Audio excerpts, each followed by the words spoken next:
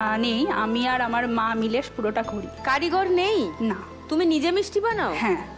হ্যাঁ, মানে যেগুলো দেখলাম সেগুলো তোমারই বানানো? হ্যাঁ। ওরে বাপরে, কি কি মিষ্টি বানাও? সরপুরিয়া, সরভাজা, রসগোল্লা, সন্দেশ, ক্ষীরের সিঙ্গারা, কালাকাঁদ, ছানার মুরকি।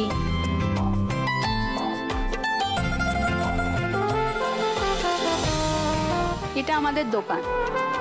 শর্মিলা, আজকে 1 লাখ টাকা জিতলে কি করবে তুমি? আমাদের দোকানটা যেহেতু অনেক পুরনো, আমি চাই এই 1 লাখ টাকা জিততে পারলে দোকানটা একটু সারাই করে আরও উন্নত করে সাজিয়ে গুছিয়ে, যাতে এখন মানুষ একটু চাকচিক্যটা বেশি পছন্দ করে, বাইরে থেকে একটু দেখতে সুন্দর লাগলে তবেই হ্যাঁ একটু দোকানে ঢোকে, আসে, দেখে।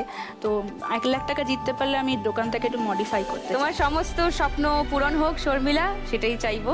All the best. Thank you. আমার নাম তৃষা বোস, আমি থাকি হিনমটরে।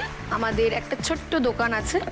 তো 2 বছর আগে বাবা লোন নিয়ে দোকানটা শুরু করে। তো তখন কেক, বিস্কিট এইসব নিয়েছিল। তো আমি মনে করলাম আজকাল তো মেয়েরা তো কেউ পিছিয়ে নেই, আর তার মধ্যে যদি বাবাকে একটু হেল্প করতে পারি তাহলে তো ভালো ব্যাপার। তো আমি মনে করলাম তাহলে চাটা করি, যেহেতু স্টেশনের কাছে, তো চা করা শুরু করলাম। কটায় দোকান খোলো?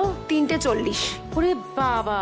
আর আমার ওই চায়ের দোকানে একটা ব্যাপার আছে, সবাই তো সবসময় বেশি টাকা দিয়ে খেতে পারে না, বা পয়সা নাও থাকতে পারে, কারণ ওখানে সবজিওয়ালারা আসে, এর অনেক আসে। তো আমাদের চায়ের সাথে একটা ক্রিম কেক আর বিস্কুট এমনি দিই, ফ্রি একদম। বাহ, দারুণ। কত দাম 1 কাপ চায়ের? 1 কাপ চায়ে দিদি 5 টাকা। এটা 10 টাকা। এটা 10 টাকা? মাটির ভাড়ের দাম বেশি না? হ্যাঁ। চায়ের সঙ্গে আর কিছু বিক্রি করো? চায়ের সাথে বাচ্চাদের কেক, বিস্কিট, টিফিন, যেহেতু স্কুল যায়, কেক, বিস্কিট, চকলেট, জল, একটু এইসবই রাখো। হ্যাঁ হ্যাঁ। তুমি যদি এখান থেকে সত্যি সত্যি ফাইনালি 1 লাখ টাকা লক্ষ্মী লাভ করো, তাহলে কি করবে? আমি তাহলে চেষ্টা করব দোকানটা নিজের একটু কেনার। ও, ভাড়া দিতে হয় এখন? ভাড়া দিতে হয়। নিজে যদি কিনে নি তাহলে কি ভাড়ার দোকানে এটা করতে পারবে না, এখানে আগুন জ্বালাতে পারবে না, এখানে ওটা করতে পারবে না। তাহলে নিজের হয়ে গেলে তো নিজের মতো করে সুন্দর করে করা যায়। রিকোয়ার্ড লাইসেন্স যা লাগে সেগুলো নিয়ে তুমি তোমার মতো করে গুছিয়ে নিতে পারো পুরোটা। বাহ, nice Trisha, thank you so much বাবাকে এভাবে হেল্প করার জন্য আর এইরকম স্বপ্ন দেখার জন্য। নমস্কার দিদি, আমি রিয়া বড়াল, আমি নদিয়া চাকদা থেকে এসেছি।